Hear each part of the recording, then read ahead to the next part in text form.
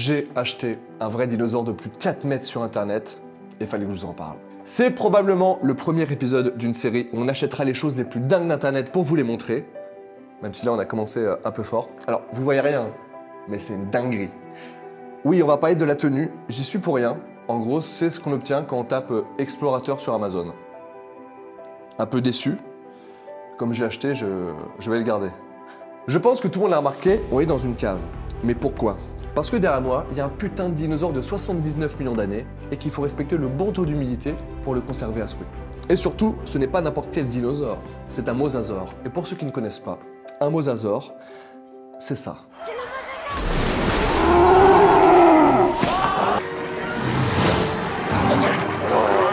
Juste ça, un mosasaure. C'est le plus grand prédateur marin de toute l'histoire. Et j'en ai un, dans une cave. Ça n'a aucun sens. T'as la ref? Bon allez, on va commencer à le découvrir. Voici en avant-première la queue de mon mosasaure. Une bonne queue vieille de plus de 79 millions d'années les amis. Et vous allez voir, comme c'est un dinosaure marin, on l'a mis dans une certaine posture, mais je vais pas trop vous en dire plus pour le moment, car vous avez certainement des petites questions. Hop là, je commence à apercevoir un petit tibia. Alors vous devez vous demander pourquoi j'ai acheté ça, combien j'ai acheté et surtout pourquoi. Alors de 1, je suis fan de Jurassic Park depuis tout le temps. Et de 2, parce que c'est trop bien d'avoir un dinosaure. Je vais le voir tout le temps, le matin je déjeune avec, ça impressionne les copains, ça impressionne les enfants et... Puis je sais pas, merde, voilà, j'ai pas besoin de me justifier, avoir un dinosaure c'est la classe. Kylian Mbappé n'en a même pas. Ah.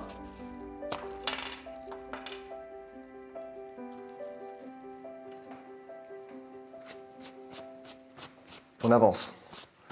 Lumière. Non, Hugo. Enfin, c'est un dinosaure marin. Ah.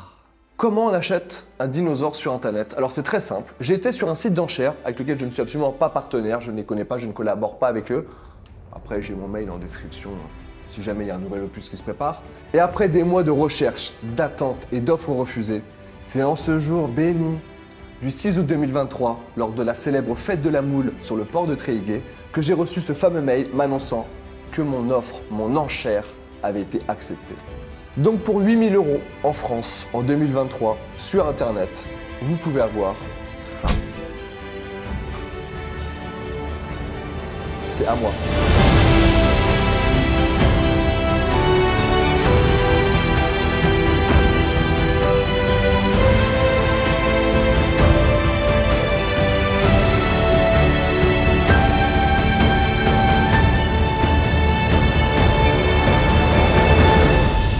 Ce qu'il faut savoir, c'est que mon Mosa, il a coûté 5 500 € et il y a 2 500 € de frais de livraison et de montage. Parce que les gars sont arrivés avec 2 caisses et on peut pas monter un dinosaure sans connaître son anatomie. On a vu des dinosaures qui coûtaient dans les 3-4 000 € et il y avait 10 000 € de frais de livraison et de montage, tellement il y avait d'os. L'un des plus beaux jours de ma vie. Les gars sont venus me livrer et me monter mon fameux mosasaure. C'était une dinguerie. Ils sont arrivés en camion, ils étaient 3.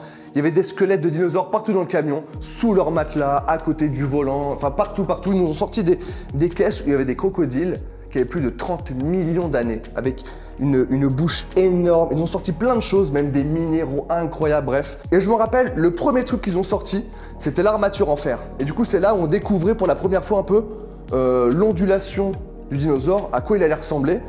Ça a duré le montage, on va dire 2 heures. On les a aidés, c'est-à-dire qu'il y avait des morceaux de colonne vertébrale qui étaient entreposés un peu partout. Je savais même pas moi qu'un dinosaure on avait le droit de le toucher à main nue. Je pensais que ça s'oxydait, voilà. Alors nous on était comme des gamins, on touchait les dents, on touchait un peu tout. Et c'est même moi et mon frère qui avons mis les petits élastiques autour des côtes. On avait peur que ça tombe parce qu'en vrai le socle, il est vraiment bancal. Il suffit qu'on bouge un petit peu. Il y a tout le dinosaure. Ouh.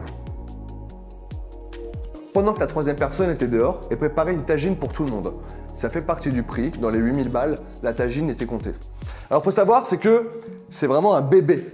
C'est même pas un adolescent, c'est un bébé. Les plus grands faisaient plus de 15 mètres. Donc là vraiment déjà, je trouve ça très impressionnant. Quand on aura un plus grand espace, on prendra un daron. Les amis, le moment que j'attends le plus depuis un mois va arriver. On a la chance de recevoir Frédéric Lacomba qui est docteur en paléontologie.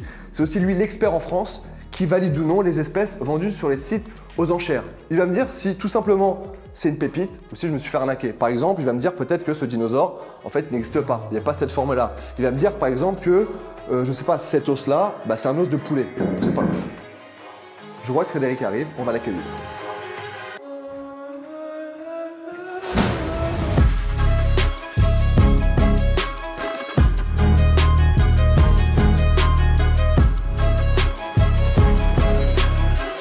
Merci d'être venu. Bonjour. Ça va? Ça va très bien, ouais. Mon Fred, est-ce que tu peux expliquer un petit peu ton métier? Alors mon métier, j'en ai plusieurs en fait. Okay. Je suis paléontologue, ça c'est sûr, avec tous les diplômes, j'ai fait une thèse, etc. Je suis expert en fossiles chez Katawiki, donc qui est un site de vente aux enchères en ligne. Et je suis aussi directeur scientifique d'une société qui a toute une partie consacrée aux fossiles avec des sites de fouilles, des musées et même des galeries d'art où on va exposer les fossiles qu'on va vendre. Donc, tu connais un petit peu ce qu'il y a devant toi? Un petit peu. Qu'est-ce que tu penses, à première vue comme ça, de mon mosasaure? À première vue, il est plutôt bien ton mosasaure. D'après ce que je vois, il y a quand même beaucoup d'os originaux, donc il n'y a pas beaucoup de reconstitution en plastique ou en plâtre, ou etc. À première vue, j'ai un bon dinosaure. Alors, c'est pas un dinosaure. Ah, un mosasaure, c'est un reptile marin. Un reptile marin, c'est pas un dinosaure. Les dinosaures, ils vivaient sur Terre. C'est comme il y a des gens qui disent que les ptérosaures, tu sais, les reptiles qui volaient, ouais. C'est des dinosaures. C'est pas des dinosaures, c'est des reptiles volants. Les dinosaures, c'est vraiment les sauropodes, on va dire les diplodocus. Les T-Rex, les raptors. Exactement. J'ai regardé les prix des raptors et des T-Rex. Ah, c'est pas la même. Hein. C'est un autre game. C'est ça. Pourquoi un mosasaure coûte moins cher, on va dire, qu'un autre, qu'un raptor? Est-ce que c'est la hype des films qui a fait... Alors, ouais, il y a un petit peu ça aussi. Après, les mosasaures, c'est plutôt fréquent. On en trouve vraiment beaucoup au Maroc. Ouais. Et du coup, plus c'est fréquent, tu sais, c'est l'histoire de l'offre et de la demande. Hein, plus c'est fréquent, plus t'en trouves et moins c'est cher. Alors que les raptors, c'est beaucoup plus compliqué à trouver. T'en as déjà trouvé un? Un raptor, j'ai trouvé des phalanges de raptor ou des dents, mais entiers, non. C'est quoi le dinosaure le plus ouf que t'as trouvé?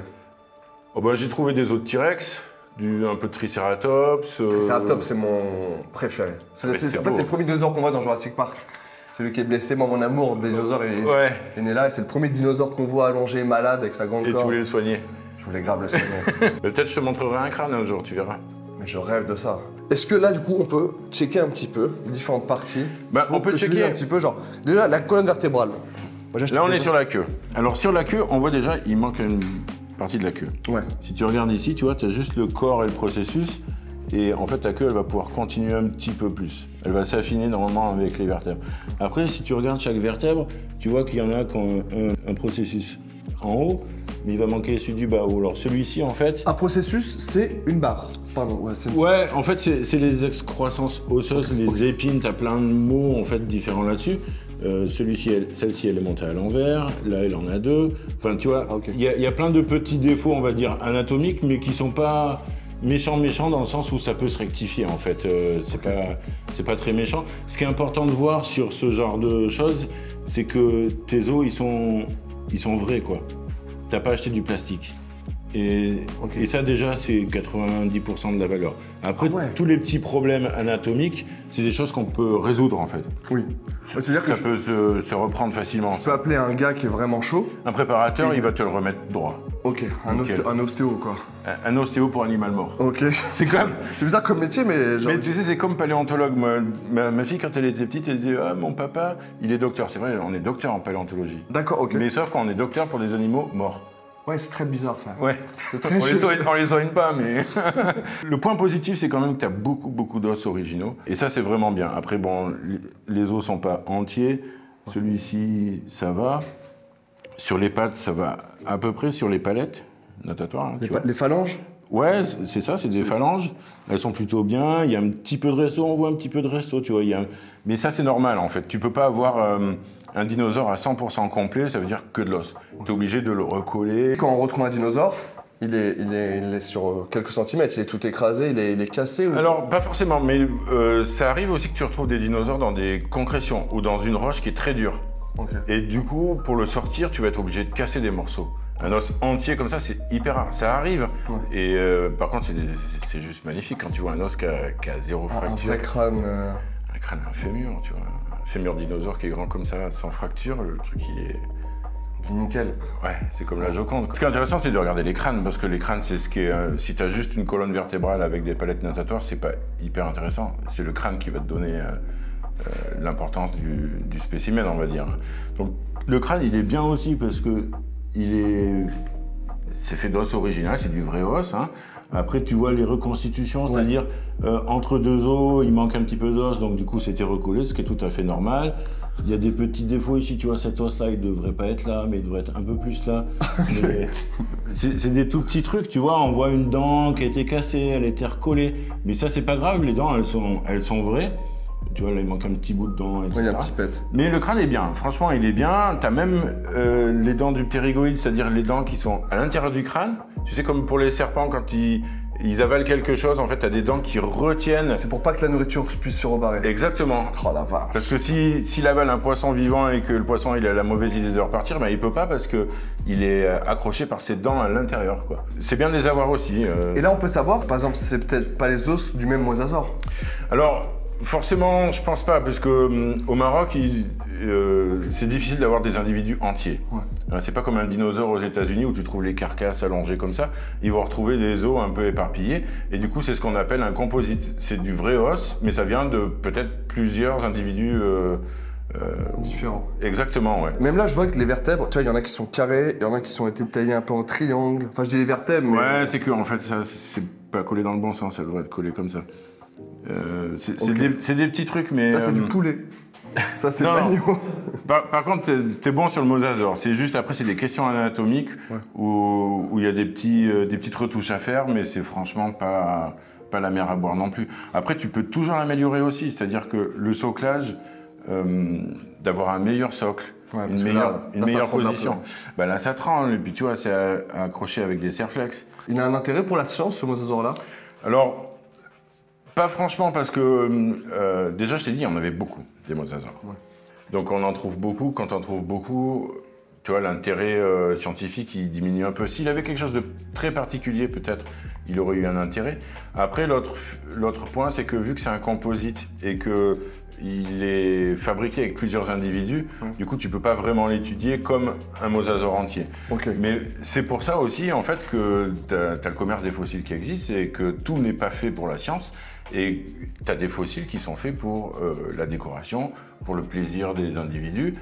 Tu vois, tout n'est pas scientifiquement intéressant. Donc c'est totalement légal d'avoir un dinosaure comme ça et il faut pas un permis. Moi, je pensais que j'allais avoir, tu sais, une attestation ou une carte avec son prénom. Moi, tu sais, dans ma tête, les dinosaures, je te jure, tous les dinosaures qui étaient sortis, enfin, ou les reptiles marins qui étaient sortis de terre, ils étaient dans un fichier avec un prénom. Moi, je pensais vraiment que c'était comme ça. Non, parce que là, au Maroc, tu en trouves vraiment beaucoup. Et après, bon, les Marocains, ils les exportent en France. Normalement, il n'y a pas de problème avec ça. Et tu donnes pas des noms à tous les mosasaures que tu trouves, parce que sinon, ils auraient fait le calendrier. Est-ce que tu penses que mon mosasaure, il pourrait intéresser genre un musée ou une école ou... C'est ce que je pourrais passer, j'aimerais bien que les gens puissent le voir, tu vois, c'est un peu... Alors, les musées, si c'est un musée qui est spécialisé dans l'histoire naturelle, tout ça, peut-être pas, parce que c'est pas un... Déjà, je te dis, c'est un composite, et il y a un petit peu de travail à faire dessus, donc dans cet état-là, je pense pas.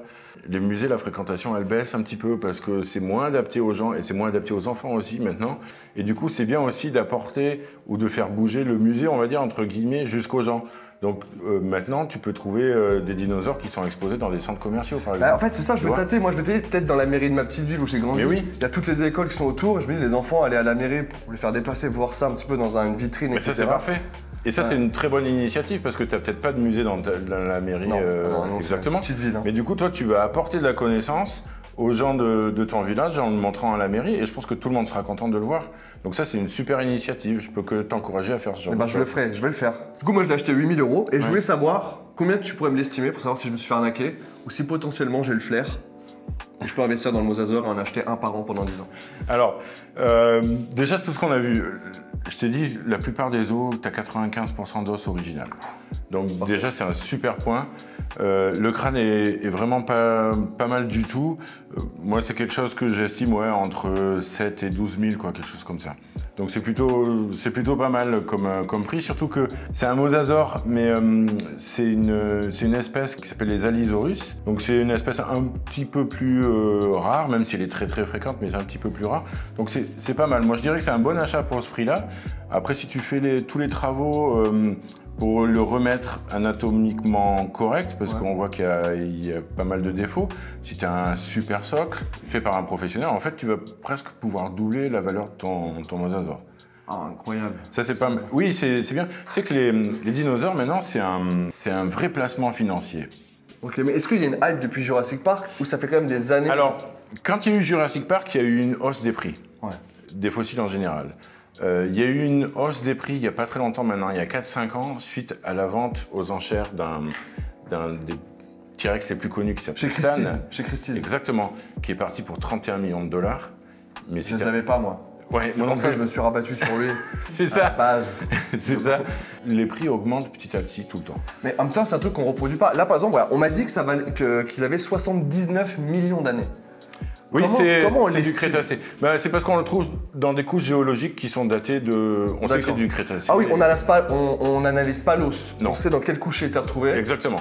C'est les couches qui sont analysées, on ne va pas analyser les os sur les mosasaures, surtout je te dis, il y en a beaucoup, donc tu ne vas pas analyser tout, etc. Je te coupe encore, je vois que tu as une petite lampe depuis tout à l'heure. C'est parce que j'ai de la lumière ultraviolet, et en regardant les fossiles avec la lumière ultraviolette, en fait, je peux voir tout ce qui a été recollé ou ce qui est fait en plastique ou en résine. Ça va sortir, ça va être fluorescent en fait. Quand je vais éteindre ça. Alors tu vois, regarde. Ah bah là, la colle, elle est visible de ouf. Tu vois sur ta dent, on voit qu'elle a été recollée, ta dent. Ou alors, tu sais, les dinosaures entre eux, c'est des... C'est fluo. Hein? Peut-être qu'il y avait un dinosaure qui était spécialisé dans les dents, qui aidait ses congénères. Ouais, un dinosaure dentiste. Et on voit un petit peu de colle ici, tu vois, mais après, c'est pas méchant, il y a un petit peu de resto. C'est quoi le plus beau fossile que tu as vu? Est-ce que tu as déjà vu vraiment un dinosaure qui est conservé, mais vraiment de manière optimale? Alors, c'est pas un dinosaure le plus beau fossile, un Archaeopteryx. Waouh. On va mettre l'Archaeopteryx. Pour vous, moi je sais ce que c'est. Je pourrais même vous l'envoyer. L'Archaeopteryx, c'est beaucoup de gens appellent ça le chaînon manquant en fait entre les oiseaux et les dinosaures. Okay. Le chaînon manquant, c'est pas un terme propre. J'aime pas trop ce terme-là. Les Archaeopteryx, c'est un peu des icônes en fait de la paléontologie. Tu sais qu'il y en a que 12 dans le monde, et il y en a un qui est dans un des musées pour lesquels je travaille, qui est à Thermopolis au Wyoming, qui s'appelle le spécimen de Thermopolis. Et l'Archaeopteryx, il est complet. On voit même les traces des plumes. Grâce à lui, on a pu récupérer des paléopigments pour essayer de retrouver la couleur qui existait. Et c'est des fossiles qui sont iconiques, en fait. Un dinosaure comme ça, tu le retrouves à peu près à combien de mètres sous terre? On peut en avoir qui se sont un peu élevés avec le temps? Alors oui, ça dépend de la géologie locale, on va dire. Ouais. Si tu viens chercher des dinosaures avec moi aux États-Unis, en fait, on va marcher. Alors voilà, et on va les voir par terre, en fait, les os. T'as dit un mot clé. On va creuser. T'as dit un mot-clé, c'est avec moi aux États-Unis. Il y a possibilité un jour qu'on vienne avec l'équipe voir un peu? Eh bien, écoute, viens. C'est vrai? Mais avant ça, je vais t'inviter à faire quelque chose d'autre. Si ça t'intéresse vraiment les fossiles, sur Katawiki, on va faire une vente en octobre sur ce qu'on appelle les masterpieces, c'est-à-dire les plus belles pièces de fossiles qu'on peut trouver. Okay. Donc c'est une vente aux enchères, et si ça t'intéresse, je vais te demander de t'occuper de la vente avec moi. Donc on va regarder les pièces qu'on a, et tu me diras ce que tu en penses. Mais vu que moi je te donnais mon avis sur le mosasaure, maintenant à toi de me donner ton avis sur les pièces que... Il y aura des reptiles marins entiers, des petits dinosaures entiers ou des crânes? Il y a des très belles pièces, il y a par exemple un ichthyosaure. Et avec grand plaisir. Et c'est super. On fait ça. Merci mon Fred d'avoir expertisé Nathalie. Nathalie. J'ai choisi un prénom féminin. Ok, ouais, c'est le prénom de ma maman. C'est pour les dents pointues? Exactement. Tu verras, la daronne, elle a des dents assez agressives. Merci mon Fred, on se retrouve très vite. Merci. Avec des projets qui ont l'air assez fous. Mais tu verras, tu vas t'amuser. Je te fais 1000 fois confiance. Ça marche. Les amis, si vous voulez suivre la seconde vie de ce mosasaure-là, n'hésitez pas à vous abonner sur YouTube et nous suivre sur les réseaux. On va essayer de l'amener dans des écoles ou dans des mairies pour qu'il y ait un maximum de personnes et d'enfants qui puissent le voir. Moi, j'aurais rêvé d'avoir ça dans mon école. C'est un peu égoïste de garder que pour moi, autant le montrer à un maximum de personnes. Il le mérite. En tout cas, si vous avez des idées pour d'autres épisodes, n'hésitez pas dans les commentaires. Merci à Fred d'avoir été chez moi. Merci à vous de m'avoir suivi. N'hésitez pas à vous abonner. C'était Morgan VS et toute sa team en direct de YouTube. Bye.